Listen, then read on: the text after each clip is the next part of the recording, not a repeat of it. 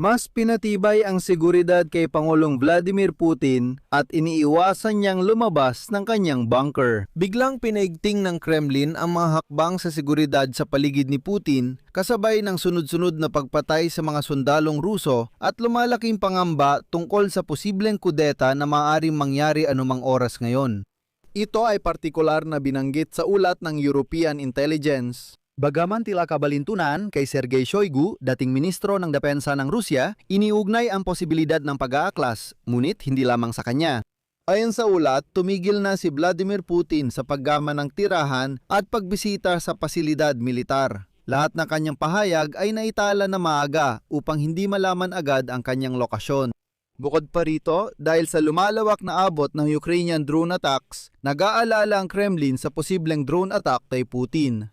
Heto ang balita. Habang naghahanda ang Moscow para ika-9 ng Mayo ngayong araw, isang Ukrainian drone nang malayang pumasok sa sentro at bumangga sa gusali, 6 na kilometro lang mula sa Kremlin. Ako si Alexei Pechi, sabay nating pag-usapan ang paksang ito. Pero bago tayo magsimula sa episode na ito, hinihiling ko sa inyo na mag-subscribe sa channel, i-like ang episode na ito at mag-iwan ng kahit anong komento sa video na ito. Sige, magsimula na tayo. Ayon sa CNN, based sa ulat ng European Intelligence Agency, pinalakas ng Kremlin ang seguridad ni Pangulong Vladimir Putin sa pamamagitan ng paglalagay ng mga sistema ng pagmamanman sa mga bahay ng malalapit niyang tauhan. Bilang bahagi ng mga bagong hakbang na ito, dulot ng sunod-sunod na pagpatay sa mga matataas na opisyal ng militar ng Russia at pangamba sa posibleng kudeta. Batay sa dosyer ng intelihensya, lahat ng empleyado ni na Pangulong Vladimir Putin ng Russia, kabilang ang kusinero, bodyguard, tagalinis, photographer at iba pa, ay ipinagbawal ding gumamit ng pampublikong transportasyon. Ang mga bisita ni Pangulong Vladimir Putin sa Kremlin ay dadaan sa dubleng inspeksyon at ang staff ay pinapayagan lang gumamit ng teleponong walang internet. Sa totoo, kahalintulad ito ng pagtatago ng mga lider ng Iran. Batay sa ulat ng European Intelligence, ilang hakbang ang ipinatupad nitong mga buwan matapos mapatay ang isang mataas na general noong Disyembre na nakaraang taon. Nagkaroon ng alitan sa mga mataas na opisyal ng Puwersang Pansiguridad ng Russia. Ayon sa ulat, malaki ang ibinawas ng mga tauhan ng seguridad ng Russia sa bilang ng mga lugar na regular na pinupuntahan ni Putin. Siya at ang kanyang pamilya ay tumigil na sa pagpunta sa kanilang mga karaniwang tirahan sa rehiyon ng Moscow at sa Balday. Ngayon, halos palaging nakakulong si Putin sa bunker. Sabi sa ulat, ngayong taon hindi pa siya bumisita sa militar kahit minsan. Pero sa kabila ng regular na biyahe sa 2025. Para walang mag-isip na duwag si Putin, naglalabas ang Kremlin ng mga naunang naitalang video na kasama siya. At ayon sa ulat, tinatayang umaabot sa 30,000 ang mga nasawi at nasugatan sa Russia bawat buwan ayon sa mga pagtataya ng mga kanduraning ahensya ng intelihensya. Ang limitadong nasakop sa linya ng labanan at paulit-ulit na drone attacks mula Ukraine papasok ng Russia ay nagdulot na hindi nakatanggap-tanggap sa maraming Russian ang lawak ng labanan. At heto ang pinakabagong halimbawa. Nung Linggo ng gabi, isang drone ang tumama sa isang mataas na gusaling tirahan sa prestiyosong bahagi ng kanlurang sentro ng Moscow. Kahit para sa seguridad ng Victory Parade, nagtipon ang mga Russian ng maraming sistema ng depensang panghimpapawid sa Moscow.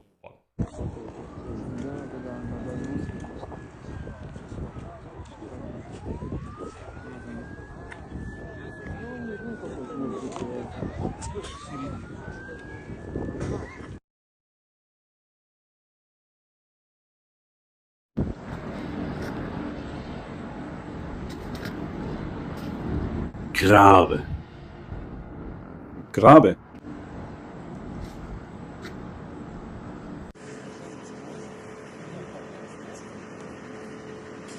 Sa madaling salita, walang usok, walang amoy ng sunog, walang nasusunog.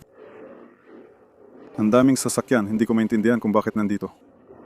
Totoo, wala talaga. Maraming piraso ng gusali ang nagkalat doon.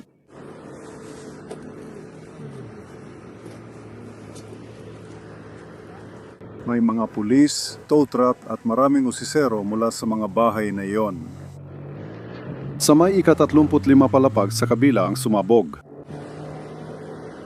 Ayon sa ulat ng intelihensya, nabanggit ang mga pambihirang detalye tungkol sa pangamba ng Moscow sa lumalalang panloob na seguridad. Nabanggit din dito ang mga posibleng hindi kanais-nais na detalye ng sigalot sa pagitan ng pamunuan ng serbisyong panseguridad at militar ng Russia tungkol sa responsibilidad sa pagprotekta sa pinakamataas na pamunuan. Ayon sa ulat, ito raw ang naging dahilan ng muling pagsusuri sa mga protokol ni Putin at pagtaas ng antas ng personal na seguridad para sa 10 pang matataas na opisyal ng militar. Dito, nagsisimula ang pinakamahalagang bahagi. Ayon sa ulat, simula noong Marso 2026 ang Kremlin at si Vladimir Putin mismo ay nababahala sa posibleng pagtagas ng mga lihim na impormasyon, pati na rin sa panganib ng sabwatan o tangkang kudeta laban sa presidente ng Russia. Lalo siyang nangangamba sa paggamit ng mga drone para sa tangkang pagpaslang mula sa mga miyembro ng elitang pampulitika ng Russia.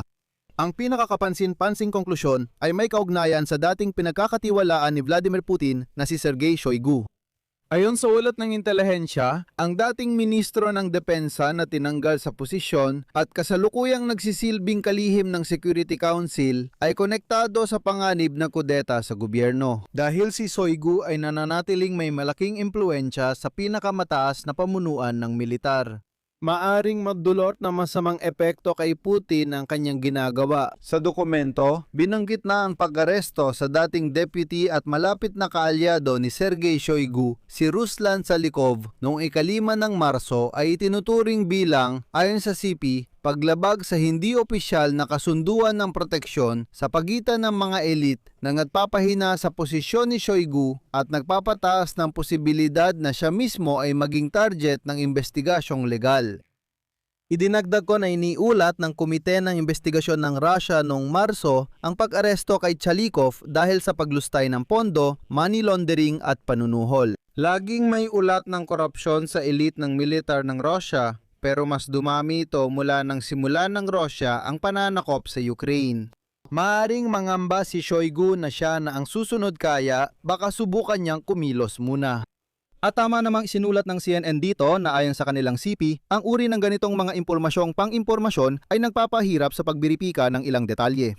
Ang ilang detalyadong hakbang sa seguridad para kay Putin ay naibalita na o kilala na tulad ng masusing inspeksyon, pagbabawal ng Kremlin sa smartphones at paglimita sa galaw ng presidente ng Rusya. Patuloy na nagpapakita si Putin sa publiko. Ngayong linggo, nakipagkita siya kay leader ng Chechnya na si Ramzan Kadyrov at ministro ng ugnayang panlabas ng Iran na si Abbas Araghchi.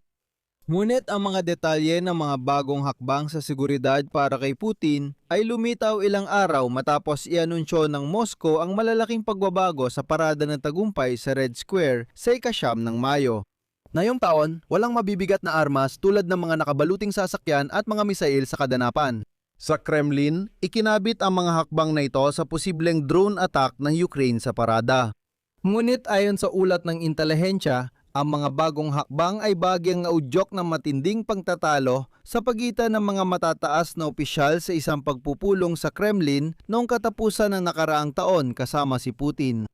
Pagkatapos ng pagpatay kay Teniente General Vanil Sarvarov sa Moscow noong Disyembre 22, 2025 na pinaniniwala ang ginawa ng mga ahente ng Ukraine, ipinatawag ni Vladimir Putin ang mga pangunahing tauhan ng seguridad para sa isang pagpupulong. At ayon sa ulat, nung pagpupulong na yon, pinuna ni Hepe ng General Staff Valery Gerasimov ang pinuno ng Federal Security Service na si Alexander Bortnikov dahil sa kabiguang protektahan ng kanilang mga opisyal.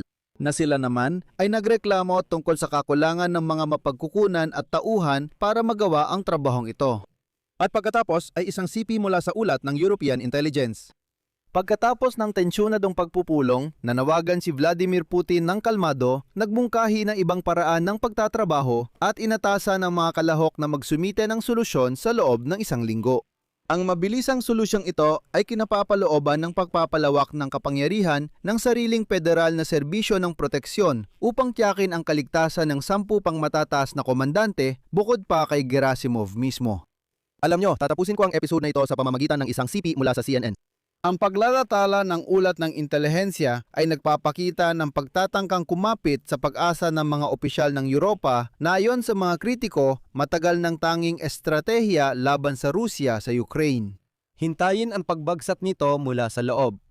Maaring magkakaiba ang pananaw sa impormasyong ito. Sabi nga, kung ano ang narinig, siya ring sinabi. Dito na lang muna ako mag-iiwan ng tuldok-tuldok. Ilagay ninyo ang inyong opinyon at mga konklusyon sa mga komento sa ilalim ng episode na ito. Mag-subscribe sa channel, pindutin ang kampanilya at huwag kalimutang mag-like. Kung gusto ninyong suportahan ang trabaho ng YouTube channel na ito, maaari ninyong gawin ito sa pamamagitan ng anumang donasyon o bayad na pagiging sponsor gamit ang mga link at detalye sa description ng video na ito. Yun lang po, ingatan ninyo ang inyong sarili. Paalam sa lahat.